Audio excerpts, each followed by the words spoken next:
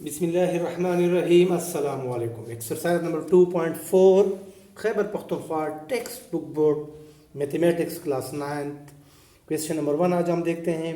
तो क्वेश्चन है हमारे पास, write the based exponents and value of the following. ठीक हो गया, एक पार्ट यहाँ पे हमने लिखा हुआ है, दो पार्ट इसके साथ और भी हैं।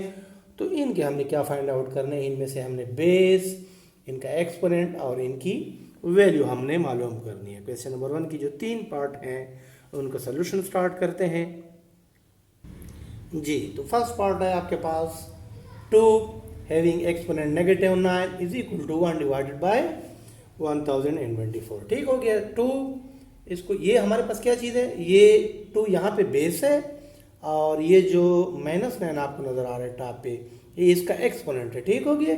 एक्सपोनेंट और पावर को आमतौर पर हम मिक्स कर लेते हैं, लेकिन इसमें आप एक चीज़ का ख्याल रखें कि ठीक है हम इस्तेमाल करते हैं, हम कहते हैं कि 2 पावर -9, तो लेकिन पावर जो है ना, ये सारा हमारे पास क्या चीज़ है, पावर है। इसमें हमारे पास बेस भी आ जाती है, इसमें हमारे पास एक्सपोनेंट भी आ जाता है। ठीक हो गया। तो और ये हमारे पास क्या चीज़ है, एक्सपोनेंट, और ये इक्वल के जो राइट पे है ये हमारे पास इसकी वैल्यू है। तो इसका बेस कितना हुआ, 2, इसका एक्सपोनेंट यहाँ पे देखिए -9, और इसकी वैल्यू कितनी है, 1 डिवाइडेड बाय 1024। तो ये आपका फर्स्ट पार्ट हो गया। सेकंड पार्ट, सेकंड को आप देखें, ये हमारे पास सारा पावर है। ठीक हो गया। तो a बाई बी, ये इसका क्या चीज़ है, ये हुआ बेस, और ये यहाँ पे हमारे पास इसका एक्सपोनेंट आया p। आमतौर पर हम क्या करते हैं, इसको मिक्सअप भी कर लेते हैं, एक्सपोनेंट, इंडेक्स और पावर को, लेकिन इसमें डिफरेंस जो है वो भी आपको पता होना चाहिए। ये हमारे पास इसकी क्या हो गई है, वैल्यू a, इसका एक्सपोनेंट p, और ये b की जो पावर है ये भी आपके पास p, तो इसकी वैल्यू हो गई है। और थर्ड पार्ट जो है वो आपका होमवर्क हो जाएगा। इसी सवाल का जो थर्ड पार्ट है वो आप खुद कर लेंगे। ठीक हो गया। अब हम चलते हैं क्वेश्चन नंबर 2 की तरफ। क्वेश्चन नंबर 2 है आपके पास, if a b denote the real number then simplify the following. ठीक हो गया। यहाँ पे हमने डायरेक्ट लिखा है, सिंप्लीफाई करना है आपने, a और b कोई रियल नंबर है और हमने इनको हल करना है। ये लॉज ऑफ एक्सपोनेंट का यहाँ पे इस्तेमाल होगा। लॉज ऑफ एक्सपोनेंट के बारे में हम हमारी एक मुकम्मल वीडियो जो है वो आप देख सकते हैं, चैनल में जाके आप देख लें। यहाँ पर भी हम जो है आई के बटन में और एंड स्क्रीन में उसका लिंक दे देंगे। ठीक हो गया। अब आते हैं क्वेश्चन की तरफ। यहाँ पे एक्सपोनेंट का लॉ लगेगा, आप देखें मल्टीप्लाई है, मल्टीप्लाई में आपको पता होना चाहिए कि अगर बेस सेम हो तो हम क्या करेंगे, पावर की बेस सेम है। ठीक हो गया। ये हमारे पास सारा पावर है, ये भी हमारे पास सारा पावर है। अगर इसकी बेस सेम हो तो हम क्या करते हैं, चलिए सोल्यूशन में एक मरतबा फिर हम इनको लिख लेते हैं, फिर जो है जाके आगे हम इसको सिंप्लीफाई करते हैं। तो हम 1 ले लेते हैं और इसके जो एक्सपोनेंट हैं वो आपस में क्या हो जाते हैं, ऐड हो जाते हैं। तो ये a एक्सपोनेंट 8, आमतौर पर हम देखते हैं कि एक्सपोनेंट और पावर को हम मिक्सअप इस्तेमाल करते हैं, तो अगर हम पावर भी कहेंगे तो उसका मतलब आपने ख्याल रखना है कि एक्सपोनेंट ही होता है। पावर हमें सबको कहते हैं, जैसे कि ये है हमारे पास, तो ये हमारे पास सारा पावर है जिसमें आपकी बेस भी आ जाती है, एक्सपोनेंट भी आ जाता है। ठीक हो गया। तो ये आपका फर्स्ट पार्ट था। अब हम चलते हैं सेकंड पार्ट की तरफ जी। तो सेकंड पार्ट है b बाई ए, और होल पावर कितनी है, एक्सपोनेंट इसका 3/2। ठीक हो गया। यहाँ पर भी b बाई ए और यहाँ पे इसका एक्सपोनेंट 2/3। अब यहाँ पर हम देख सकते हैं कि मल्टीप्लाई में हमारे पास बेस सेम हो तो हम क्या करते हैं, 1 ले लेते हैं। हम यहाँ पे डायरेक्ट कर रहे हैं, आप कोशिश किया करें कि सोल्यूशन में एक मरतबा फिर इसी सवाल को लिख लिया करें। ठीक हो गया। और इसके जो एक्सपोनेंट हैं वो आपस में क्या हो जाएंगे, ऐड हो जाते हैं, 3/2 और 2/3। तो हमारे पास चूँकि ये चीज़ बट्टे में आ रही है, फ्रैक्शन है, तो फ्रैक्शन में हमें पता है कि डायरेक्ट हम इनको ऐड नहीं कर सकते, तो हम क्या करते हैं, इनका एलसीएम ले लेते हैं। तो यहाँ पे आके आप इनका एलसीएम ले लेंगे, 2 और 3 का, 2 1 ज़ा 2, 3 उसी तरह आ जाएगा, फिर 3 1 ज़ा 2 इंटू 3 कितना आ जाएगा, तो 6 हमारे पास कितना क्या आ रहा है, इसका एलसीएम आ रहा है। a b बाई ए उसी तरह लिख लें, और यहाँ पे इसका हमारे पास एलसीएम कितना आ रहा है, 6। अब यहाँ पे हमारे पास देखें फर्स्ट टर्म, पहला टुकड़ा कौन सा है, 3/2 है, इसको एलसीएम से मल्टीप्लाई कर लें, 2 1 ज़ा 2, 2 3 ज़ा 6, 3 इंटू 3 कितना हो जाएगा, ये आपका आ जाएगा 9। ठीक हो गया। इसके बाद जो भी साइन यहाँ पे उठा के यहाँ पे ले आए, और उसके बाद ये आप देखें अच्छा, ये क्वेश्चन मैं देख रहा हूँ कि यहाँ पे माइनस है। क्वेश्चन को अगर तवज्जो के साथ आप देखें तो b बाय a का जो एक्सपोनेंट है वो अभी नज़र पड़ी है मेरी, ये माइनस है, तो ये -2/3, तो ये यहाँ पर भी ये हो जाएगा -2/3। ठीक होगी, इसको भी मैं ख़त्म कर रहा हूँ, देखें ये हो जाएगा माइनस। अब दूसरा टुकड़ा कौन सा है, सेकेंड टर्म 2/3, इसको भी आपने एलसीएम से मल्टीप्लाई कर लेना है। जितने भी टर्म हो सबको एलसीएम से मल्टीप्लाई करते जाना है। 3 1 3, 3 2 6, 2 × 2 ये हो जाएगा 4। ठीक हो गया। अगले स्टेप में हम क्या कर लेते हैं, यहाँ पे कर लेते हैं एक स्टेप हम। तो b बाय a और इसकी पावर यानी इसके एक्सपोनेंट हमारे पास कितना आ रहा है, 9 - 4, ये हो जाएगा 5, और यहाँ पे हमारे पास इसका नीचे है डिनोमिनेटर इज 6, तो ये हमारे पास इसका आंसर हो जाएगा। अब हम देखते हैं थर्ड पार्ट इसी सवाल का। जी, तो थर्ड पार्ट है हमारे पास -a, इसका एक्सपोनेंट है 4, और -a यहाँ पर इसका एक्सपोनेंट है 3। तो आप क्या करें, इसको दोबारा यूँ लिख लिया करें एक मरतबा सॉल्यूशन में। अब मल्टीप्लाई में यहाँ पे ला दे के एक्सपोनेंट का, तो क्या चीज़ है, मल्टीप्लाई में बेस सेम है, मैं इधर भी माइनस है यहाँ पर भी माइनस है, तो एक ले लें और आपके पास एक्सपोनेंट क्या हो जाएंगे, ऐड हो जाएंगे, 4 + 3। ठीक हो गया। तो -a और इसकी जो पावर है यानी कि एक्सपोनेंट है वो हमारे पास सेम रहेगा। ठीक हो गया। ये माइनस उसी तरह इसके साथ रहेगा। यहाँ पर आपने एक चीज़ याद रखना है कि आपके पास जब भी कोई नंबर हो आपके पास बेस की, अगर हम बात करें फर्ज करें -2 है और इसका एक्सपोनेंट है 2, तो इसका मतलब ये है कि हमने -2 को कितनी बार मल्टीप्लाई करना है, 2 टाइम्स मल्टीप्लाई करना है। 2 × 2 4, माइनस इंटू माइनस प्लस। और अगर ये यहाँ पे होता, फर्ज करते हैं -2 और इसका एक्सपोनेंट होता 3, तो -2 को हम कितने टाइम मल्टीप्लाई करते, 3 टाइम मल्टीप्लाई करते। तो 2 × 2 = 4, 4 × 2 = 8, 8 आया, माइनस इंटू माइनस प्लस, और फिर प्लस इंटू माइनस फिर प्लस।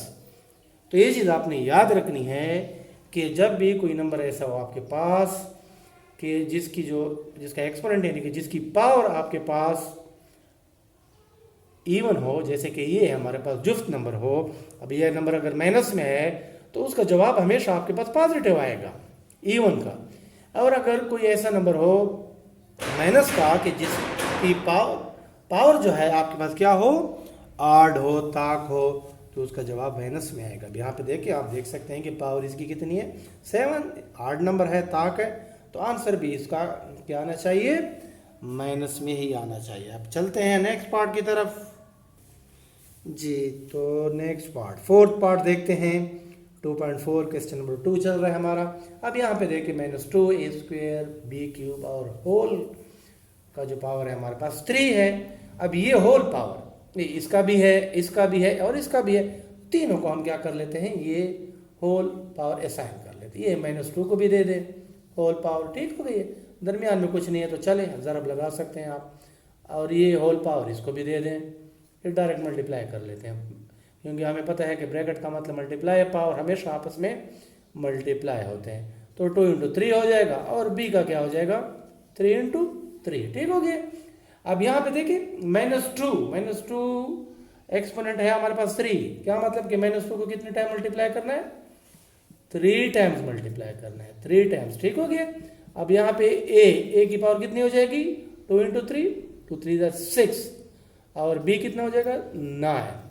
अब यहाँ से भी रिजल्ट लें, 2 × 2 = 4, 4 × 2 = 8, minus into minus plus, plus into minus minus. यहाँ से भी हम अंदाज़ा लगा सकते थे कि हमारे पास इसका जो पावर है क्या चीज़ है, आड है, ताक है, तो जवाब हमारे पास नेगेटिव ही आना चाहिए। और ये a6 और b9 इसके साथ उसी तरह लिख लें, ये आपका क्या हो जाएगा, आंसर हो जाएगा। अब हम देखते हैं नेक्स्ट पार्ट इसका। जी, तो नेक्स्ट पार्ट है हमारे पास a³ × -2b और होल पावर है हमारे पास 2। ठीक हो गया। अब हमने सबसे पहले काम क्या करना है, ये 2 इसको भी दे दें और इसको भी दे दें, क्योंकि ये होल पावर है। a³ को उसी तरह रहने दें, दरमियान में कुछ नहीं है तो ज़रब है, -2, ये एक्सपोनेंट इसको भी मिलेगा और ये इसको भी दे दें। ठीक हो गया। अब a³ × अब यहाँ से चलें डायरेक्ट इसका जवाब ले लेते हैं। -2 को 2 टाइम मल्टीप्लाई करें, 2 × 2 = 4 हो जाएगा, और माइनस इंटू माइनस प्लस हो जाएगा। ठीक हो गया, और ये आ जाएगा बी स्क्वायर। 4 को शुरू में रख लें, 4a³ और b का स्क्वायर। तो ये आपका आंसर हो जाएगा इस पार्ट का। अब देखते हैं हम नेक्स्ट पार्ट। नेक्स्ट पार्ट देखें, a square b into A square b। सबसे पहले क्या करें, ब्रैकेट ख़त्म करें, और इनके दरमियान में कुछ नहीं है तो हम मल्टीप्लाई लगा सकते हैं। ठीक हो गया। अच्छा, नेक्स्ट स्टेप में आप ऑर्डरिंग कर लें। By ordering the terms we get, यहाँ पे आप लिख सकते हैं जुमला, ए वाले इकट्ठे कर लें और बी वाले इकट्ठे, यानी लाइक टर्म्स को इकट्ठा कर लें। अब यहाँ पे एक एक्सपोनेंट का लॉ लगा लें, बेस सेम है, एक ले लें, पावर क्या हो जाएंगे आपके पास, ऐड हो जाएंगे। यहाँ पे बेस सेम है, एक्सपोनेंट आपके पास ऐड हो जाएंगे, ये आपके पास आ जाएगा a4 और b स्क्वायर। तो ये आपका 6th पार्ट था। अब हम देखते हैं 7th पार्ट।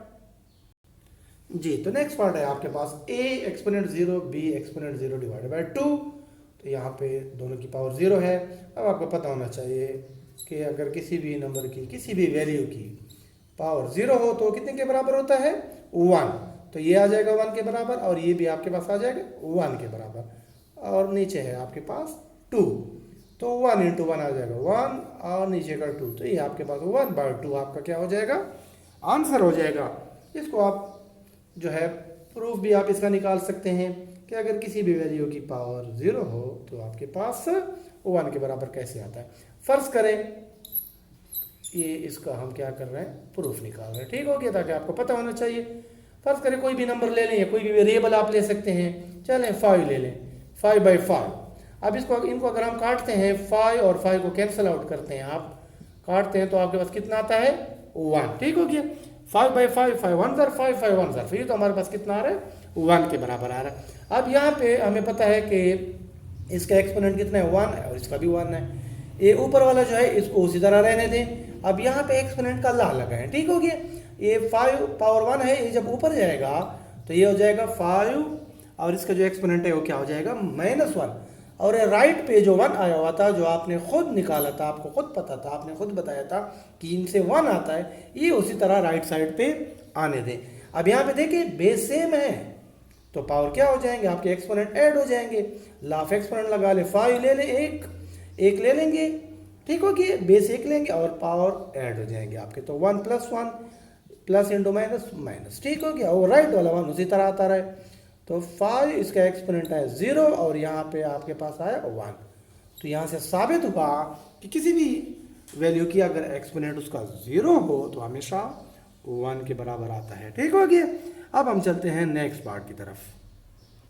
अच्छा, ये आखिरी 2 पार्ट को जल्दी से देख लीजिएगा। अभी मज़ीद जो है ज़्यादा वीडियो को हमने लेंथ नहीं करनी, और ना ज़्यादा आपको मज़ीद समझाने की उम्मीद है कि ज़्यादा ज़रूरत नहीं होगी। ठीक हो गया। अब ये एक्सपोनेंट देखें, ये होल पावर है हमारे पास, तो किसको देंगे, ये -3 को भी दें, और यहाँ पे ये एक्सपोनेंट जो है इसको भी दे दें, और ये इसको भी दे दें। ठीक हो गया। तो -3, 3 × 3 हो जाएगा 9, और माइनस इंटू माइनस प्लस। ठीक हो गया। यहाँ से a 2 × 2 4, और b 2 × 2 4। तो ये आसानी से जो है आप सिंप्लीफाई कर सकते हैं। लास्ट पार्ट को भी हम जल्दी से सॉल्व कर लेते हैं। जी, तो लास्ट पार्ट को भी जल्दी से देख लें, वीडियो को ज़्यादा लेंथ नहीं करनी हमने। ये है हमारे पास a, इसकी अपनी पावर है 2, और ये जो होल पावर है ये इसको भी मिलेगा और दोनों को मिलेगा। ठीक हो गया, 3/2। ये b अपना एक्सपोनेंट इसका है आपको पता है 4, और ये होल एक्सपोनेंट जो है ये इसको भी मिलेगा। 2 1 ज़र 2, 2 1 ज़र 2, आपस में कैंसिल आउट हो जाएंगे। यहाँ से क्या बचा हमारे पास ऊपर, ये a और इसका एक्सपोनेंट 3। ठीक हो गया। यहाँ से 2 1 ज़र 2, 2 2 ज़र 4, और b का एक्सपोनेंट कितना बचा, 2 × 3, तो 2 3 ज़र 6।